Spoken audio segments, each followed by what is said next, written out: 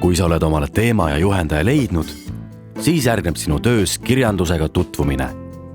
See tähendab enamasti käiku raamatukokku. Peaksid välja otsima artikleid, tekste ja dokumente, mis on sinu teema juures kõige olulisemad. Näiteks, kui sinu töö on zooloogiast, siis poleks paha üle vaadata, millised loomad Eestis elavad.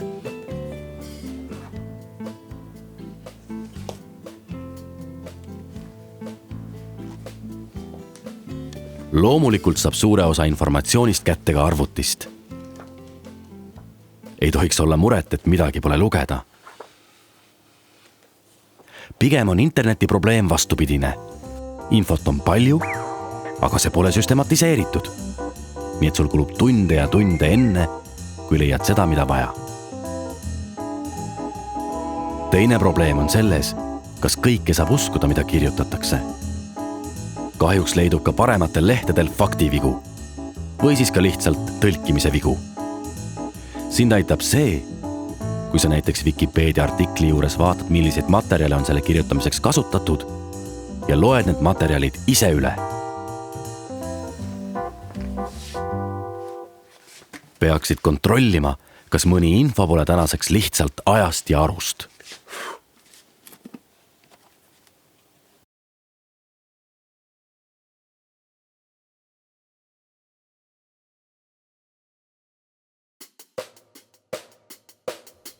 Selle põhjal, mida sa loed, sünnib sinu töö esimene suurem peatükk, kirjanduse ülevaade.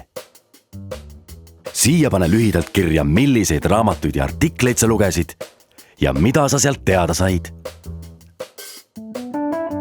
Kui sinu allikateks on internetiartiklid, siis on sul kirjanduse ülevaadet lihtne koostada copy-paste'iga. Sellist tegevust nimetatakse peenemalt tsiteerimiseks. Tsiteerimine ei ole keelatud, aga pea meeles, et kui sa seda teed, siis pane kopeeritud lõik alati jutumärkidesse ja alati kirjuta juurde, kust sa ühe või teise lõigu kopeerisid. Kui sa seda ei tee, siis jätad sa mulje, nagu oleksid kõik ise välja mõelnud. Sedasi kuritarvitad sa teiste inimeste tehtud tööd ja nähtud vaeva ja seda nimetatakse plagiaadiks.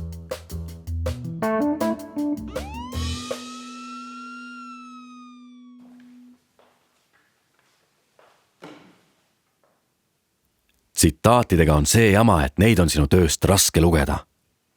Need kipuvad olema pikad ja keerulised. Sellepärast on tark tsiteerimise asemel refereerida. Refereerimine on see, kui sa võtad mõne pikema jutu oma sõnadega lühidalt kokku. Refereerimisega on nii nagu tsiteerimisega, et pead alati selgelt juurde kirjutama, kust sa midagi võtnud oled. Küsija Nette käest, tema kuulis seda Joosepi käest, Joosep omakorda Mardi käest. Nii et see on täiesti lootusetu. Piltide, graafikute ja tabelitega on täpselt sama värk. Sa võid neid oma töös kasutada, aga alati, kui seda teed, pead ära märkima, kus need pärit on. Tsiteerimise refereerimise reeglite kohta loe lähemalt Akadeemiakese kodulehelt.